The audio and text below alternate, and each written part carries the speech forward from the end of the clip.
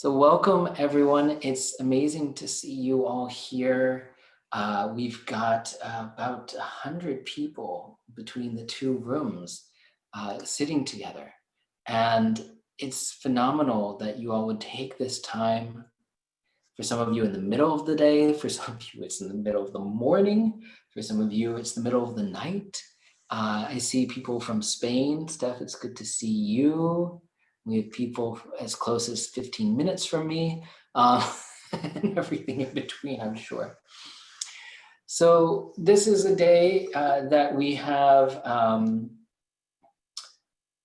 where obviously it's a very tremendous day. It's a day that has brought with it a lot of hope for many people, a day that has many of us looking ahead to new possibilities. As I mentioned in emails that you might have seen, there was this sense of, oh, we had January 1st hit and it was a new year. And yet at the same time, I think for some of us, there's the sense of, oh, maybe there's a new start to, here in the United States at least, new cycle of president, new cycle of Congress, and that we could look to times that might be built in. A word that was really bandied around today was unity.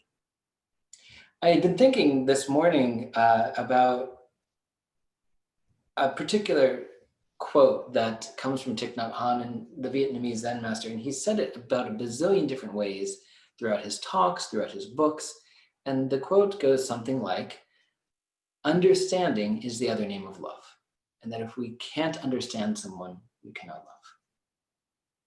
And I mentioned that we'll be doing loving kindness practice today, which is a compassion practice. It's a form of us opening up our heart to ourselves, really important that we include ourselves in our loving kindness practice, to our people that we really love and cherish, to people we don't know very well, and even to some of the people that we find quite difficult. And I think this is a moment where we're like, yes, I would love to open my heart to all of the beings who are I really care about. And sure, the people that I know are suffering at the border, or people who are suffering in other areas of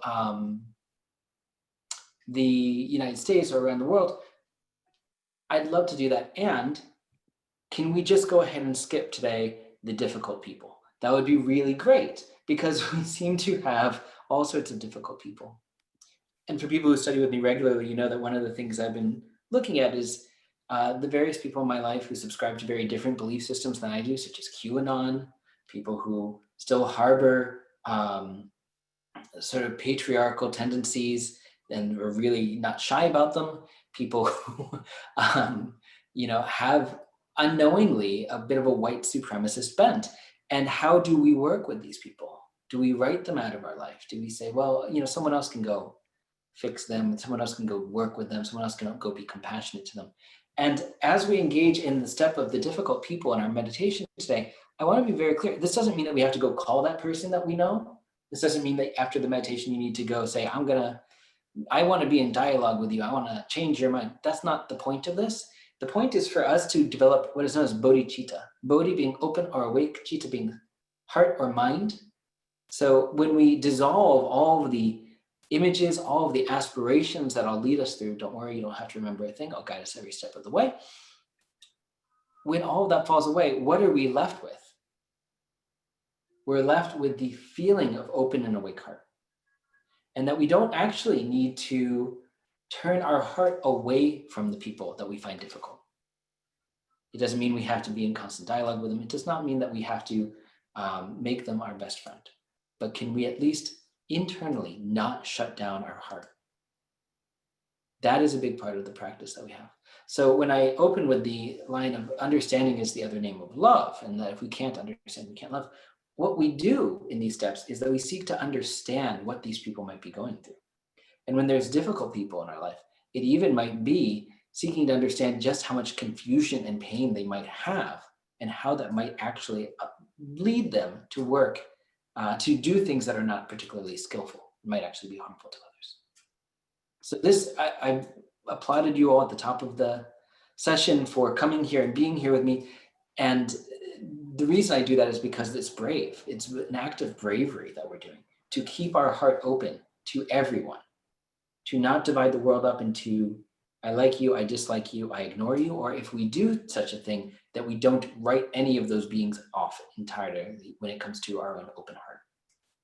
That we don't divvy the heart up, that we keep the heart open, wide for everyone.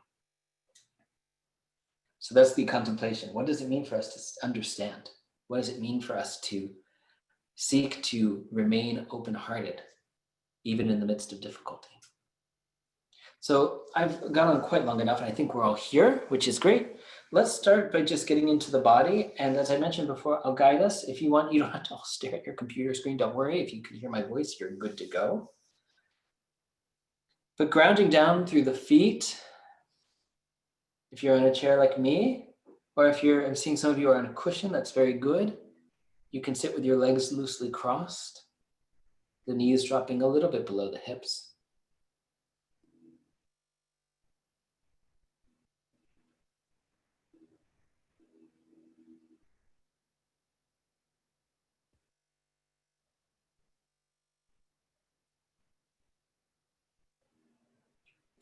Just taking a breath here to physically land in the body.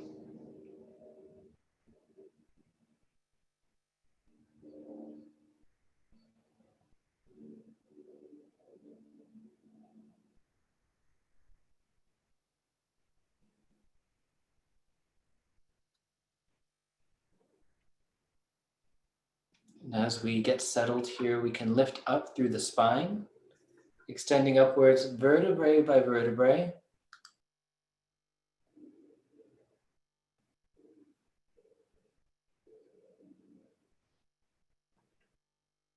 Lifting through the top of the head.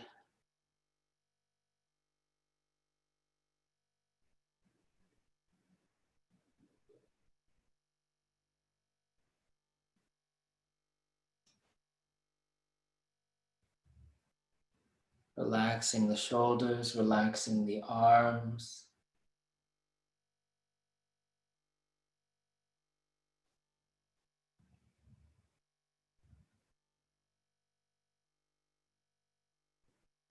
And relaxing all of those muscles in the face as well. If you'd like to let the jaw hang open, that's nice. Relieve some of the tension we carry around in the face.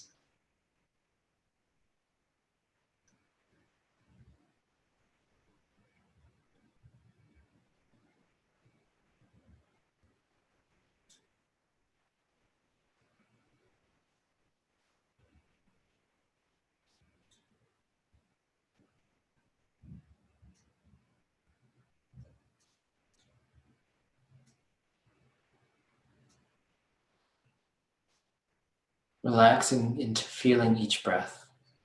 Just notice the in-breath and the out-breath as it moves through you.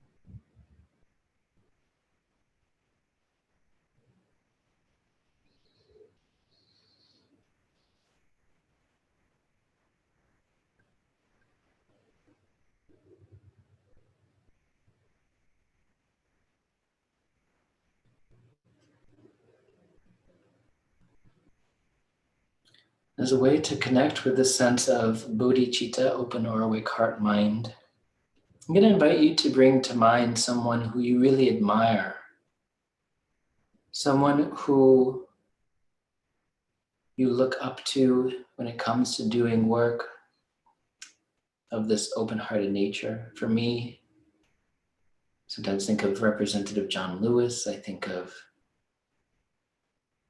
a man named Daryl Davis. who fearlessly worked with large number of members of the Ku Klux Klan, understanding, befriending them, and then they ultimately would leave that organization.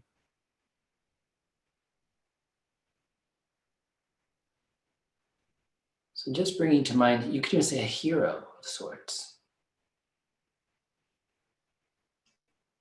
You might notice that my hand immediately went to my heart center while talking about this. If that helps to remain embodied, you can do that.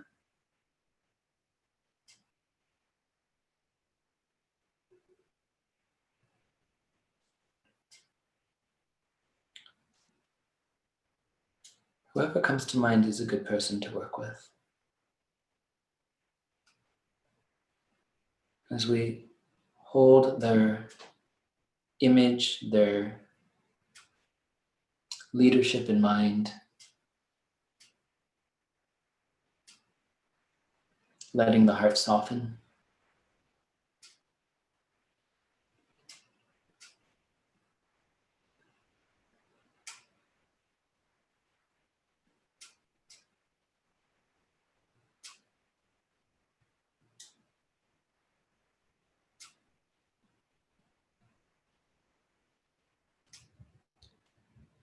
We'll move into this loving kindness practice at this point by bringing an image of ourself to mind. For some of us, this might be how we last saw each other or last saw ourselves in the mirror. It could be how we might appear in our favorite outfit or environment. If we sense we might struggle with this step, we might even want to bring to mind an image of how we appeared when we were much younger, maybe even as a young child, 7 or 8 years old. But make this image visceral, like you're in the same room with yourself.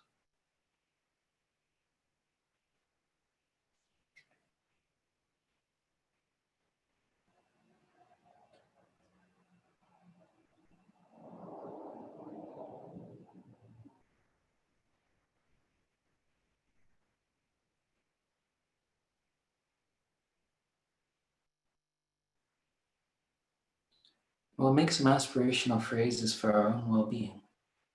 You can repeat these phrases after me, either in your own head or, if you prefer, the volume just below whisper. Either is fine.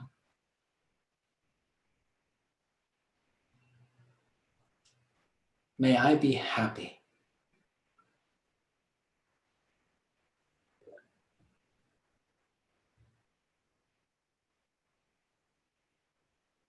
May I be healthy.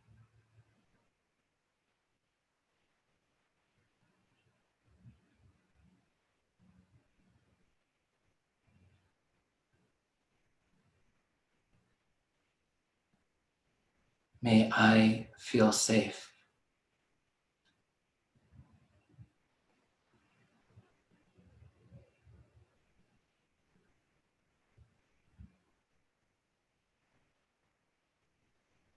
May I feel peaceful.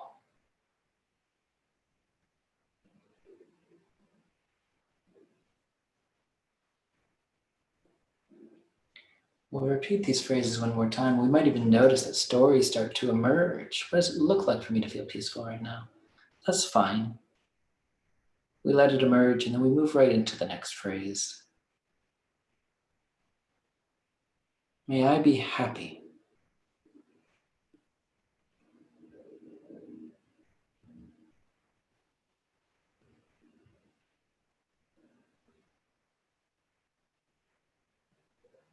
May I be healthy.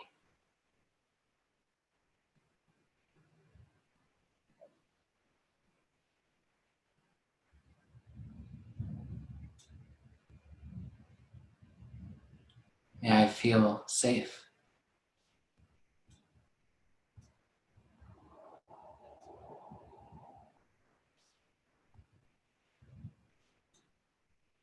May I feel peaceful.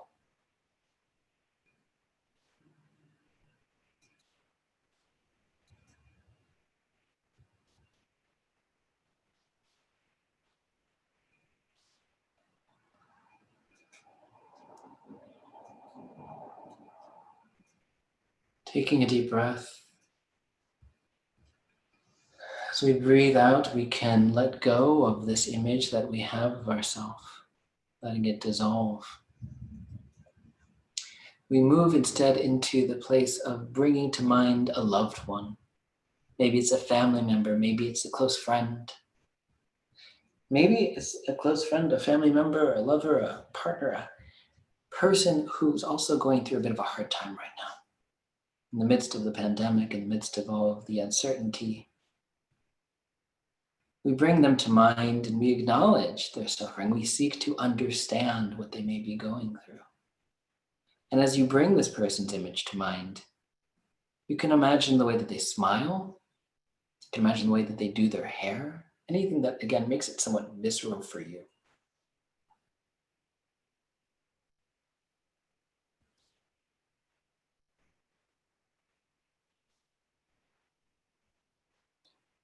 And when you have this image in mind, you can repeat these same aspirations after me.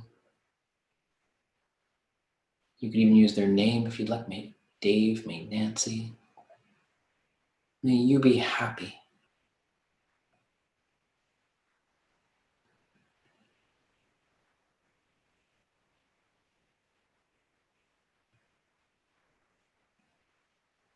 May you be healthy.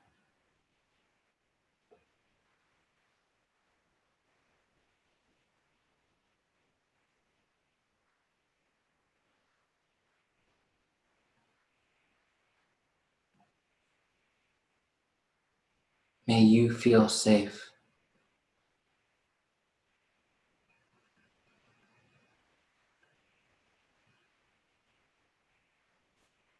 May you feel peaceful.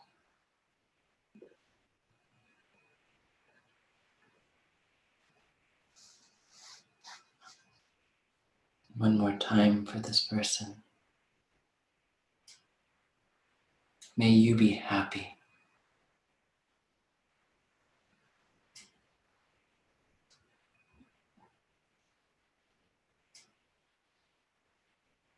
May you be healthy.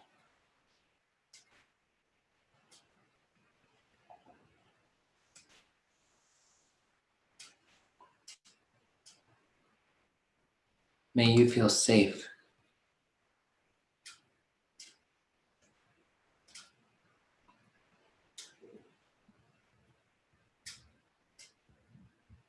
May you feel peaceful.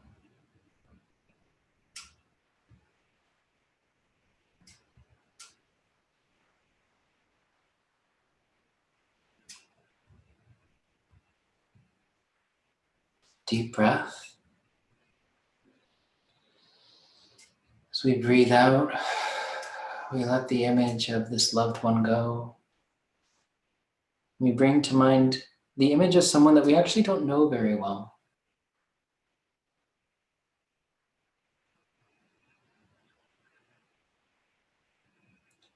This could be someone that we see around our neighborhood. It could be a neighbor who believes something very different than us. It could be the person who delivers our mail. If our life was a movie, this person would essentially play the role of a background actor. But of course, they have their own life, and we are the background actor there. So seeking to understand this person and all the people we do not know or normally consider, we hold their image in mind. Even if we don't know their name, we make the same aspiration, knowing that they too value these things that we value. May you be happy.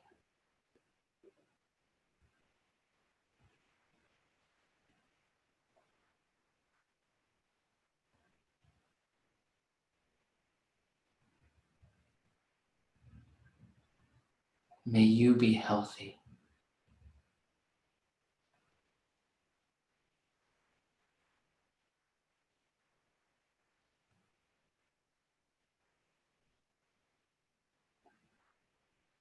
May you feel safe.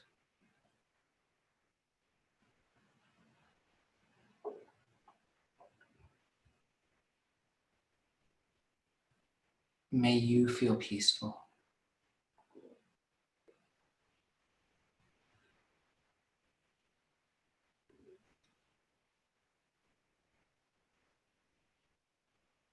May you be happy.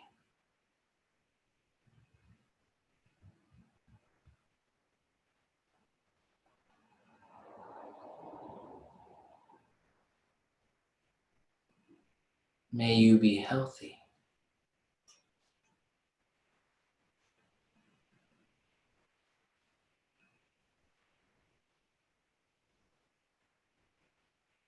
May you feel safe.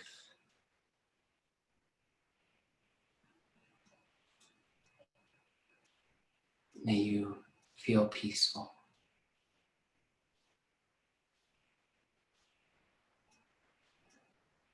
We take a breath, we let their image go. And we bring to mind this dreaded step of the difficult person. But as you bring to mind a difficult person, I recommend one, that it be someone that you actually have a relationship to, not some amorphous person that you've never met. And two, I don't recommend going to the person who's caused you very deep heartbreak or very deep pain. If you're newer to the practice, it might be better to work with someone who you're currently butting heads with, or you're having some difficulty with. Difficult coworker, family member you're not seeing eye to eye with. And when you bring their image to mind, you can imagine them in a somewhat relaxed posture, i.e. not on the attack. As I mentioned earlier, it could be someone who holds radically different beliefs than you do. That's fine.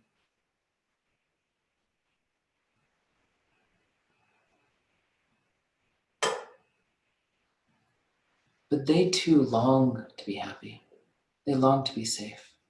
And in fact, if they felt safe or they felt peaceful, would they always act in the ways that they act? Would they necessarily always believe the things that they believe? So now we seek to understand this person. We'll make the same aspirations for them. If you'd like, you can use their name. May you be happy.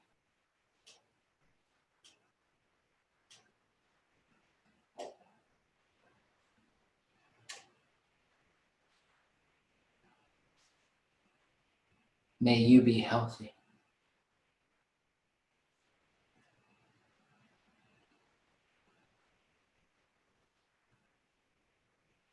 May you feel safe.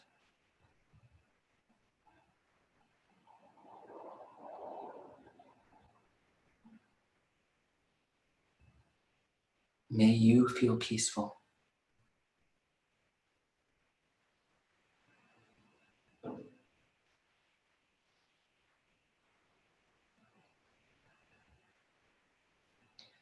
We might notice the heart want to shut down a little bit. Let's see if we can remain open, just again, seeking to understand this person.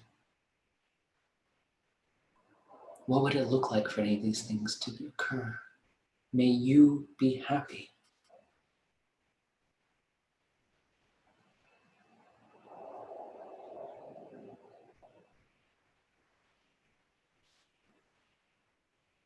May you be healthy.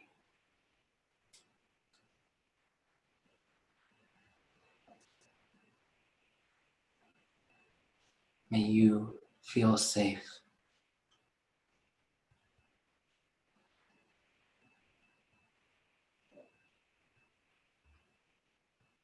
May you feel peaceful.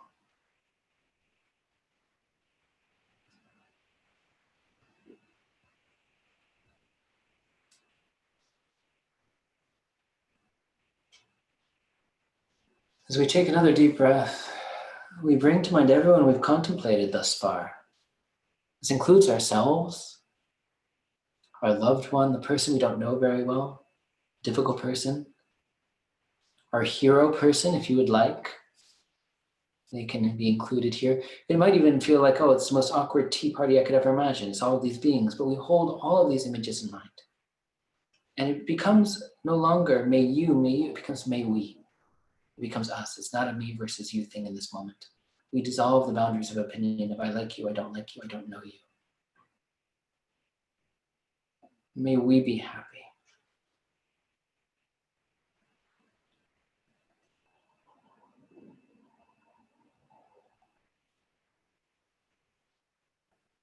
May we be healthy.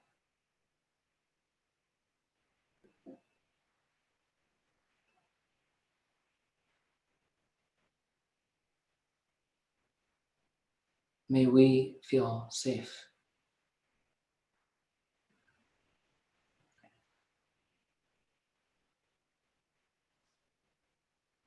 May we feel peaceful.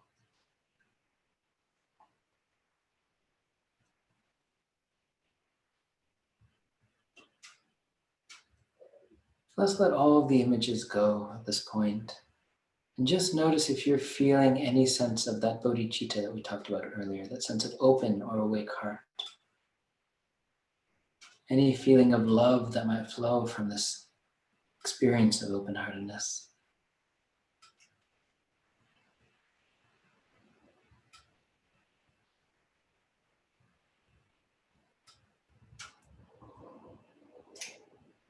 We can begin to let that love radiate through all of the pores of our body in 360 degrees. My hand is back on my heart center again. Unconsciously, you could do that if you would like.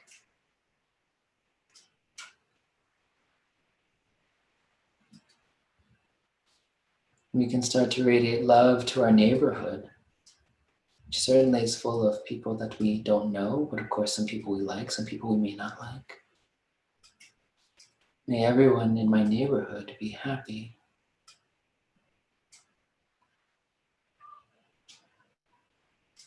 We can radiate this out to our town or our city, letting our love become very vast. May everyone here in my town, my city, be happy.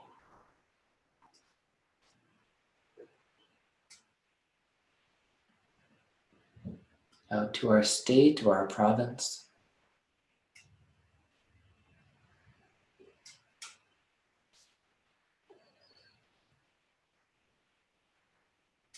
Out to our country.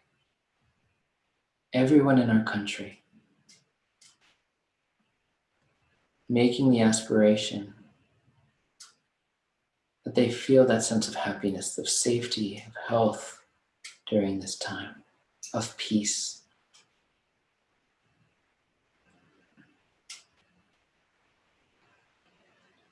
And of course, extending beyond the boundaries and borders of our country. May all beings be happy.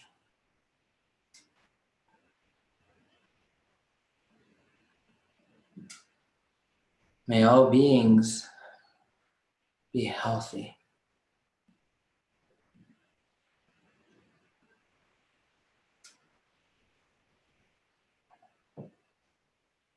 May all beings feel safe.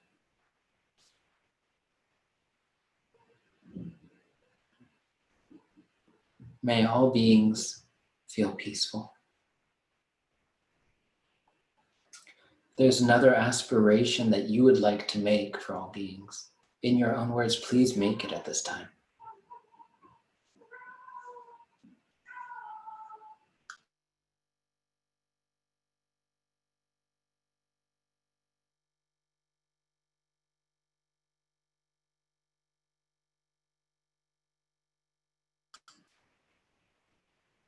And when you're ready, you can transition out of the meditation, maybe taking a few deep breaths, but not necessarily just shutting down the heart. We can leave it open. I wish that we had a lot of time for conversation, but I wanted, with this larger group, I think 2 different formats and all that, it might be a little bit of difficulty. So hopefully in the future we can all have conversations around this topic. But one question that arose, knowing some of the people that were coming here, I thought, you know what they would ask? Why is it always the people like us that have to be the understanding ones? Right? Why isn't it the people that we would consider nut jobs? Why do they why can't they just be the understanding ones? And it's funny because the immediate image that came to my mind, I've been with my wife now, we've been together 6 years, and it just, for some of you I know, it's like a blip, and for some of you that might seem like a lifetime. But I know that if we ever get into a spat, that if we dug our heels in, we're very stubborn and said, I want you to understand why I'm right, or I want you to understand and seek to understand my position, and I don't soften in response, and I don't do that work in response, then the fight would go on indefinitely. Now, mercifully, she's a practitioner as well, so it's sort of a race to some degree. Who actually starts to soften first, right? Who starts to seek to understand first? And could we be those people? And again, I'm not saying that means that we always have to accept everyone that we meet and agree with what they believe. But during this time, in this moment in our history, could we seek to understand people a little bit more? That's the big ask. And hopefully this practice has been helpful in, at least for a moment here and there, putting ourselves in someone else's shoes and seeking to understand what they might be going through, the pains or difficulties that they carry. Because as you all know, we all carry difficulties. We are all suffering. Everyone is suffering. So what is our response to that? Well, maybe we can try to be very kind to them, no matter who they are. So thank you for practicing with me. I very much appreciate all of you taking this time. And for those of you who are watching the recording after the fact, thank you for practicing with me as well. What a momentous occasion. And I send you all my love and my deep, deep gratitude. Thank you for being here today.